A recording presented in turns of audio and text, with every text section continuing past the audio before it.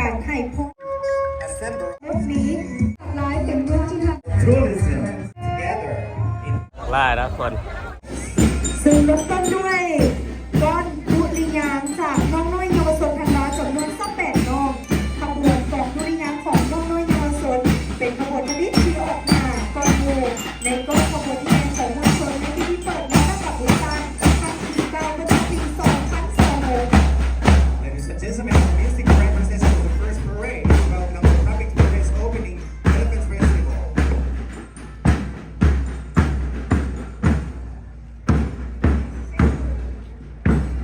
ตามมาด้วยขบวนน้องน้อยนักเรียนถือธงชาติธงจิ๋วจำนวน200น้องขบวนนี้เป็นตัวแทนให้แก่สาวหนุ่มในทั่วแขวงสยบุรีก็คือสาวหนุ่มลาวในทั่วประเทศย่านใดก็อยู่เคียงข้างพรรคและก็เป็นกระดูกสันหลังของชาติในการปฏิบัติภารกิจปกปักรักษาสร้างสรรค์ประเทศชาติ Following is the parade of 200 students bearing flags. This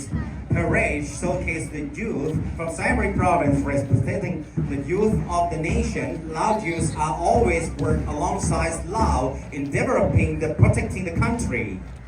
และออกหน้ามาด้วยขบวนแห่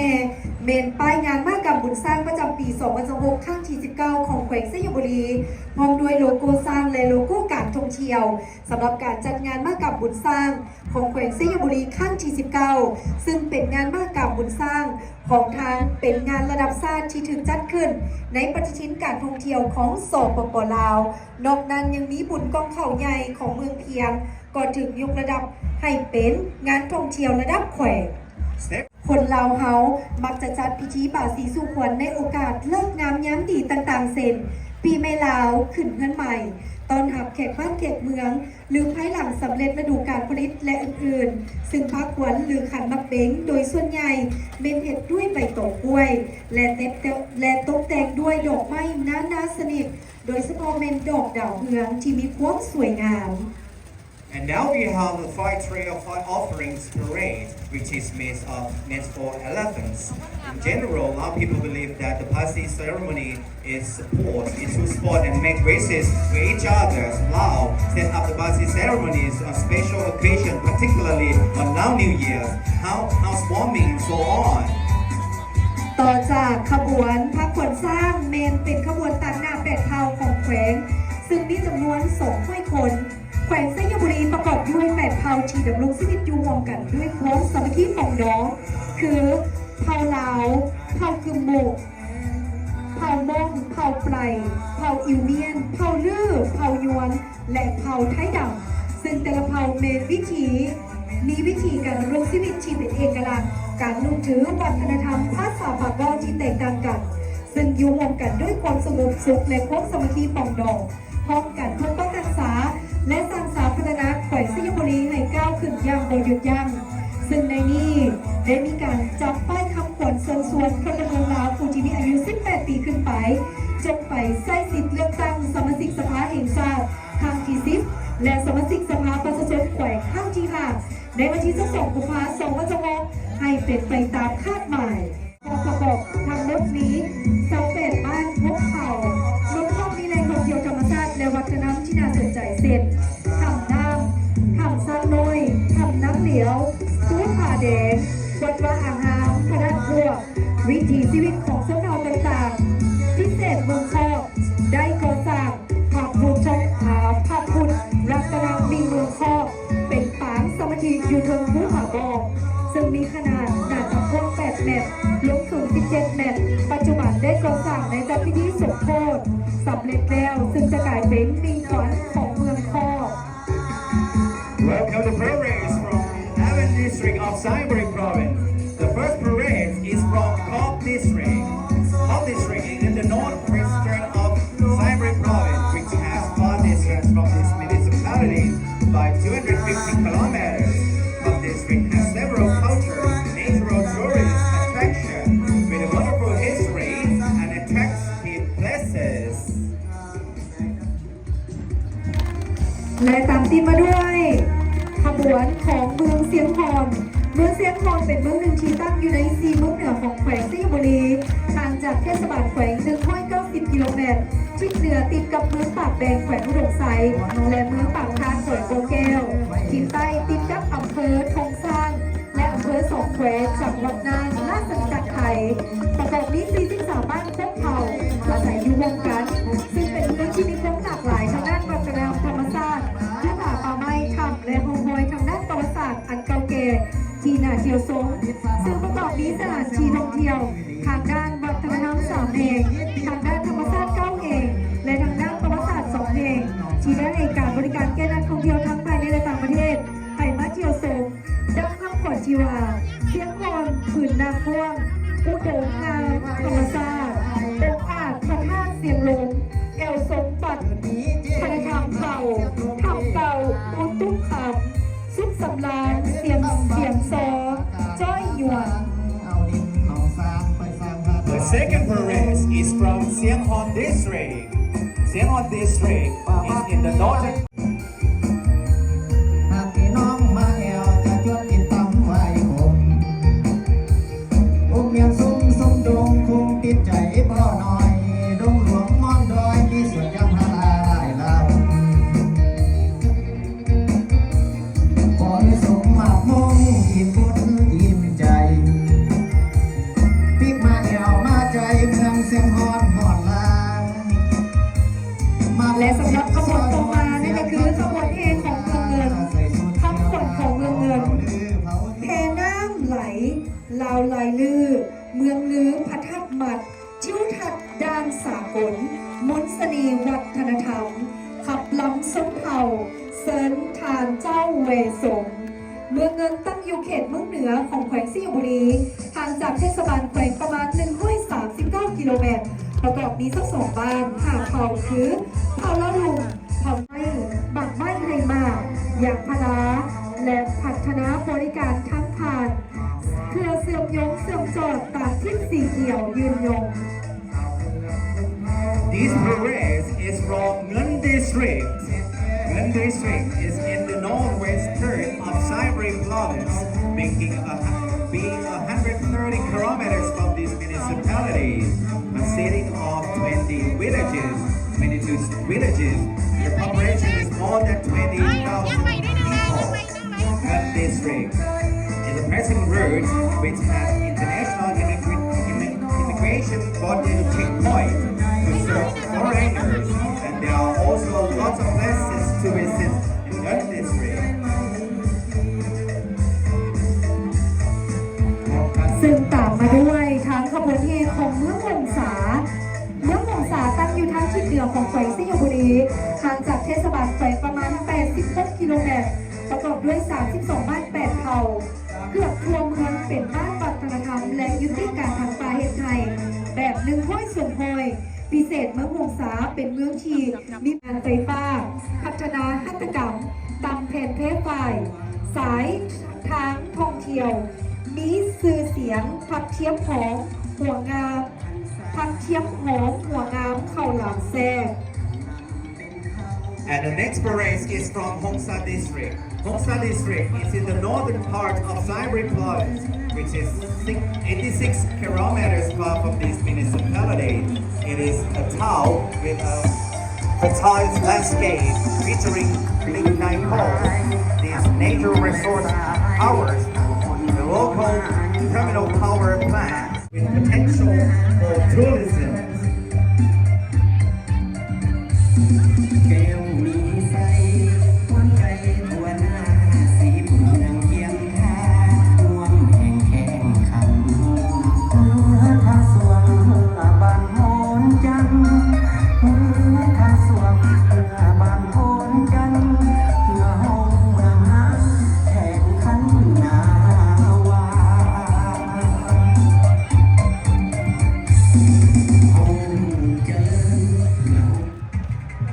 และขบวนต่อมา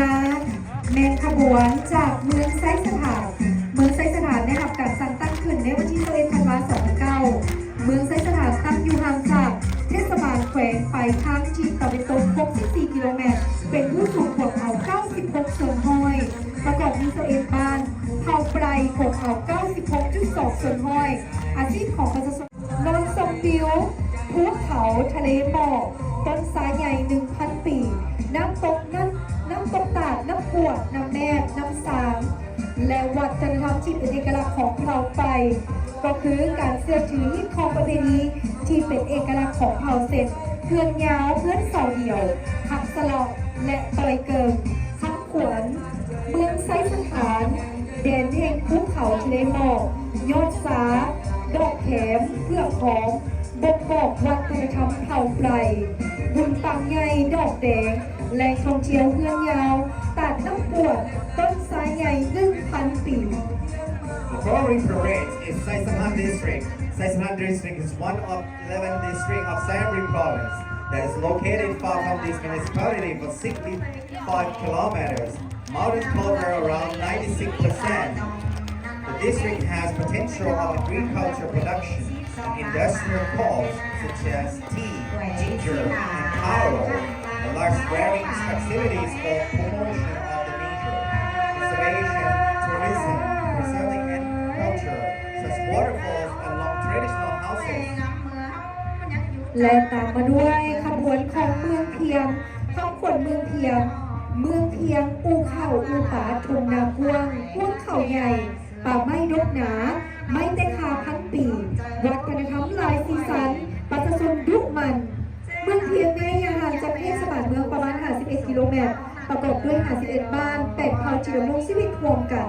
มีความสามัคคีปองดองอาชีพต้นต่อแมนผลิตข้าวปลูกพืชและเลี้ยงสัตว์บุญประเพณีที่ใหญ่ที่สุดแมนบุญก้องเข่าใหญ่ซึ่งจัดขึ้นในเดือนมกราคมทุกปีเมืองเพียงได้กำหนดวิสัยทัศน์แมนสร้างเมืองเพียงให้เป็นเมืองผลิตเสบียงอาหารติดพันกับการปรุงแต่งส่งออกพัฒนาการบริการข้ามผ่านและการท่องเที่ยวที่เป็นมิตรกับสิ่งแวดล้อม And next is the parade from Pieng District. Pieng District is only about 50 kilometers to the south of Siam Reap Province, which consists of 8 ethnic groups living together in peace and unity. It also has plenty of lifestyles, as well as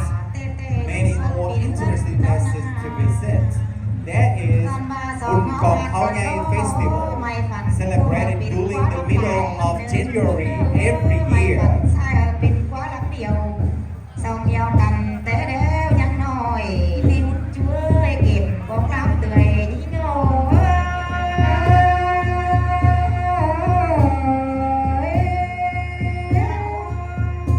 สองก็ต่อยเป็นจูเตเมื่อยังแหลงแต่นา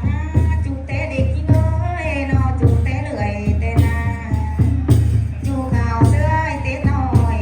แต่นาจูโอยสวยเต้เมื่อยังแหลงเต้น้อยจูเต้น้อยกินหน่อยดำหนึ่งฟ้าส่งในว่าเจอยิ่ง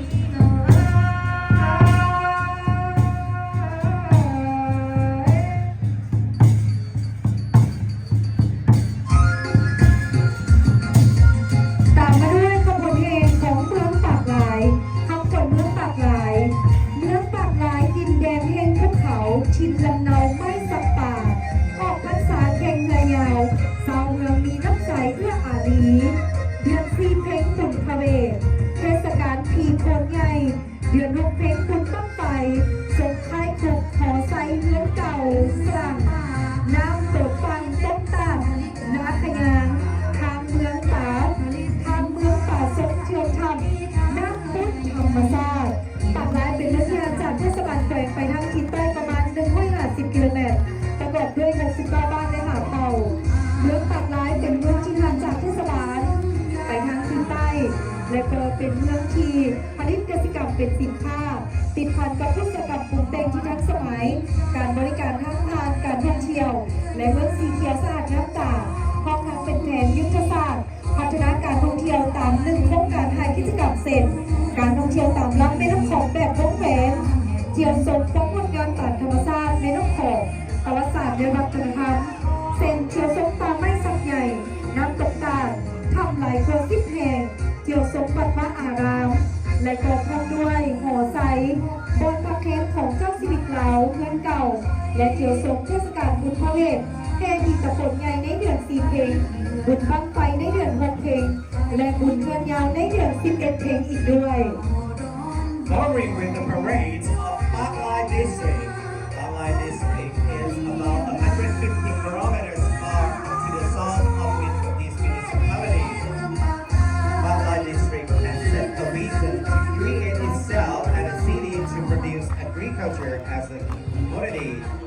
alongside being modern processing industry. Service through the tourism and beauty Green City. และตามมาด้วยขบวนแห่จากเมืองทองมีไสเมืองทองมีไสตั้งอยู่ทางทิศตะวันตกเฉียงใต้ของแขวงสิงห์บุรีดินซันน้ำปุ๋ยนอกนี้ยังมีพระธาตุน้ำสามผิวเป็นสถานที่เก่าแก่ที่เคารพนับถือของปวงชนวิสัยทัศน์ของเมืองทองมีไสสู่โซนเมืองทองมีไสให้กลายเป็นเมืองผลิตกสิกรรมทันสมัยติดพันกับการบริการและท่องเที่ยวแบบยืนยงข้างบนของเมืองทองมีไสแดดเมืองสร้างน้ำสามผิวลือสาทงนาใหญ่กว้างพวกเขาใหญ่สไลด์ดังฟังลำสั่นกองแขนดินแดนกองปืนคานึงขุดบั้งไฟสุขใจพัฒนา And the next parade is from Tomisai District. Tomisai District is in the south of part of Saiburi Province, and it is 197 kilometers from Saiburi municipality. Tomisai District has the potential of agriculture production related to promotion of the nature conservation tourism and ethnic culture. Moreover, there is an ancient places as Nang San Pil Stupa, which has built up for over 1,000 years as a place of worship for the local people.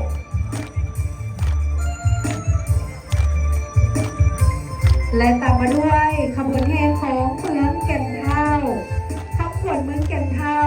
เมืองแก่นเท่าดินแดนขาวสาวงามมากขามหวานทิมฐานคูล่านยางออกทางออกด้านสากลประชาชนดุมันปลูกพืชอุตสาหกรรมและเลี้ยงสัตว์เป็นสินค้าสมญานามลูกเกิดระบอบใหม่เมืองแก่นเท่าตั้งอยู่ตอนใต้ของแขวงห่างจากเทศบาลแขวงด้วยเส้นทางลง208 กิโลเมตรเมืองแก่นเท่ามีประวัติพบเป็นมายาวนานถึง700 กว่าปี โดยแมนพญาเท่าแก่นเป็นผู้ปกครองเมืองปัจจุบันประกอบด้วย 47 บ้านวิสัยทัศน์ของเมืองแก่นเท่าเต็มอีกว่าปี 2035 สร้างเมืองแก่นเท่าให้เป็นเมืองบริการด้านการค้าการท่องเที่ยวอุตสาหกรรมปรุงแต่งผลิตภัณฑ์เกษตรกรรมเลี้ยงสัตว์แบบเป็นฟาร์มได้มาตรฐานตามทิศสีเขียวและยืนยง First one parade of Gat Town District. Gat Town District is located in the southern part of the province, 208 kilometers from this municipality. The district has a long history of over 700 years. There is a unique culture customs such as Bunpavet Festival, and it is the big honors to the people of Gat Town District as heritage for many generations.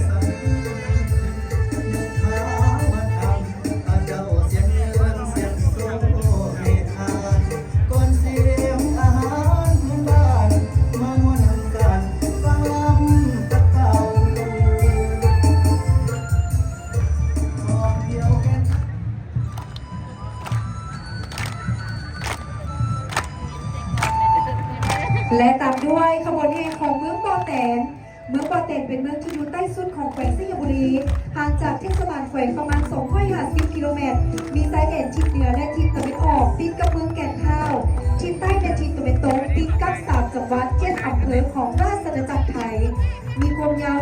140 กิโลเมตรหรือ1/2เป็นดินต่อแผ่นประกอบด้วย26บ้านเผ่าเล่าลุงกบเอา99ส่วนห้อยมีประชากรทั้งหมดแม่น19,215 คนเป็นหญิงแมน 9,600 คน มีแหล่งท่องเที่ยวทางธรรมชาติที่สำคัญคือตาดหำและตาดสะแนนทั้งผลของเมืองปอแตนดินแดนธรรมชาติน้ำตกตาดที่สวยงามลือน้ำวิละสนประชาชนสามัคคีหักหอบ่อเกลือดีมีคุณภาพอาบไปด้วยน้ำหมักข้าวอ่อนน้ำพักกระท้อนหอมแซ่บซอยน้ำอ้อยกะทิหวานงานเทศกาลบุญข้าวจีใหญ่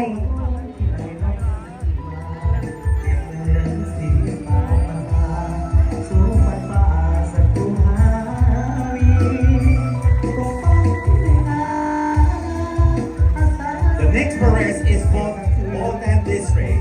It is located in the south of the province, 250 kilometers from this municipality.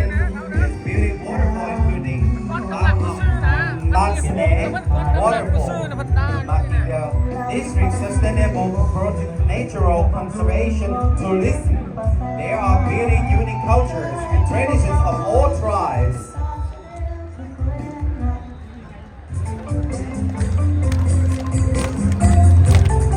และขบวนแห่ต่อมาเป็นขบวนเมืองเจ้าภาพนั่นก็คือเมืองไซยบุรีเมืองไซยบุรีเป็นเมืองใจกลางเทศบาลของแขวงที่เป็นศูนย์รวมทางด้านการบริหารปกครองและทางด้านวัฒนธรรมเศรษฐกิจสังคมของแขวงเป็นเมืองผลิตเสบียงอาหารเพื่อสนองภายในและผลิตกสิกรรมเป็นสินค้าส่งออกไปต่างแขวงและต่างประเทศสำหรับกิจกรรมส่งเสริมการท่องเที่ยวไปในเมืองเป็นงานมหกรรมบุญสร้างบุญออกพรรษาปวารณาและงานบุญทรงเงินเดือนเป็นกิจกรรมที่ดึงดูดนักท่องเที่ยวทั้งภายในและต่างประเทศทำขวัญของเมืองเฟิร์สเที่ยวไซยบุรีหอหลักเมืองใจกลางตั้งสง่าผาสร้างเป็นสัญลักษณ์ชาวเมืองหรือกระเดืองมหกรรมบุญสร้างเอกอังบุญทรงเนื้อสายน้ำพุงวัดมีเมืองสีบุญเมืองป้านใหญ่สงพระเจ้าใหญ่ภูทอกท่องเที่ยวเขื่อนน้ำขอลองเนื้อสายน้ำพุงมุ่งหน้าสงสวนสร้างภูแคนแดนสง่าสาวภาษาเสื่อนใจ Last but not least is Sayaburi District. Sayaburi District is the central governance, economies, culture, and societies of entire district. Recently, there are 21 tourism sites. It has one historical announcement and 20 places of natural tourism sites. There are 78 villages and 7 ethnic groups which are living together in peace and unity.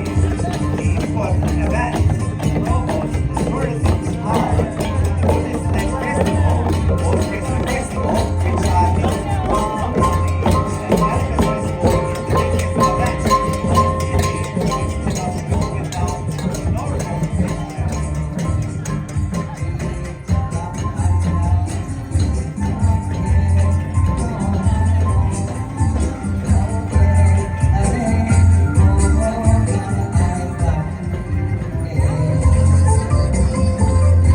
ซึ่งเดินขบวนเข้าสู่เวทีด้วยขบวนแห่โดยประสานเสียงเป่าสนัยซึ่งเป็นเสียงดนตรีพื้นบ้านเคียงคู่กับการจัดกิจกรรมต่างๆในงานมหกรรมบุญสร้างซึ่งน้ำหน้าขบวนแห่ด้วยขบวนสร้างจำป้ายคำขวัญยินดีต้อนรับสู่งานมหกรรมบุญสร้างประจำปี 2026 First up in the parade are elephants holding sign with the slogan Welcome to Elephants Festival 2026. และต่อด้วยขบวนสร้างออกเซิร์ฟ10 โตซึ่งสาธิตเป็นขบวนสร้างออกเซิร์ฟของเจ้าประงมมาฮอดในภารกิจทุ่นโฮมอาณาจักรลาวล้านสร้างในเมืองก่อนให้เป็นอันหนึ่งอันเดียว Battles of Elephants parade consists of 10 elephants who are demonstrating for battles of elephants during the reigns of King Jaufa Mun, who organized the centralized assembly of Lan Sang land. และมาด้วยขบวนลำเลียงสร้าง8 โตซึ่งในเมื่อก่อนการขนส่งอาวุธยุทโธปกรณ์เสบียงอาหารการขนส่งลำเลียงสินค้าของประชาชนลาวก็อาศัยการใช้สร้างไส้ม้าเป็นพาหนะแต่ในปัจจุบันสร้างได้ถูกส่งเสริมเข้าในการบริการทางด้านการท่องเที่ยวที่มีชื่อเสียงในทั่วโลกแล้วดังนั้นแขวงไซยบุรีจึงจัดเป็นกิจกรรมประจำในทุกๆปีซึ่งก้าวเข้าสู่ปีที่ 19 ติดต่อกัน Elephants Logistics Parade consists of 8 elephants in various decades for helping vehicles carry goods amongst other things. People use elephants for vehicles in order to carry aforementioned, but now elephants have become once promotes for tourist activities. Sayaburi has proud continually holds Elephant Festival in its 19th time.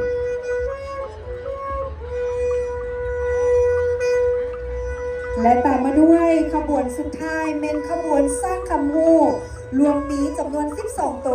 ที่เป็นสร้างที่มีพรสวรรค์และมีความสามารถเห็นกิจกรรมต่างๆเรียนแบบมนุษย์ได้อย่างเฉลียวฉลาด And the last parade is a procession of 12 talented elephants which can perform up to 20 talented tricks and performance.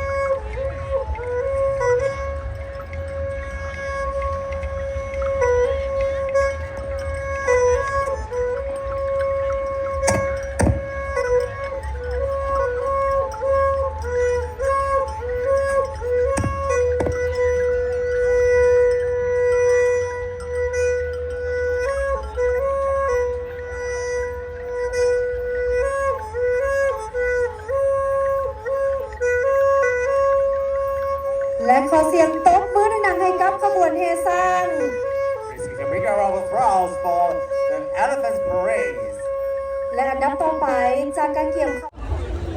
อันนี้นะทุกคนเขาจะพากันมาชมเนาะในการแสดงสร้าง แสดงความสามารถของสร้างนะ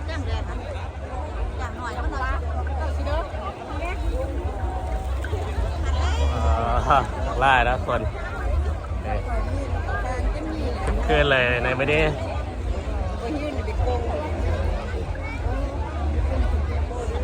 เป็นอีกคนภายในเนาะภายในแขวงในตั้งแขวงนะครับที่ว่ามาไล่เนาะ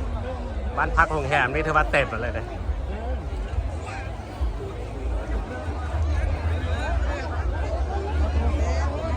ตอนนี้ถือว่าสร้างความรู้กับความเร็วของเสียงตบมือดังๆต้อนรับด้วย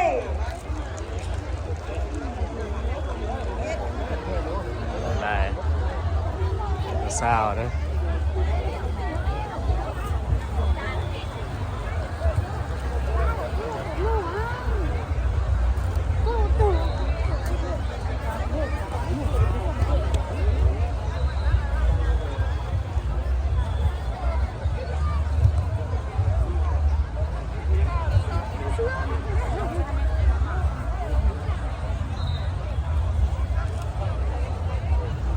แต่จุดนี้จะเป็นจุดส่วนหนึ่งเท่านั้นนะก็จะมีหลายๆคนนะก็อยู่อ้อมบริเวณนะเดินดีนะเพื่อมาชมสร้างแสดง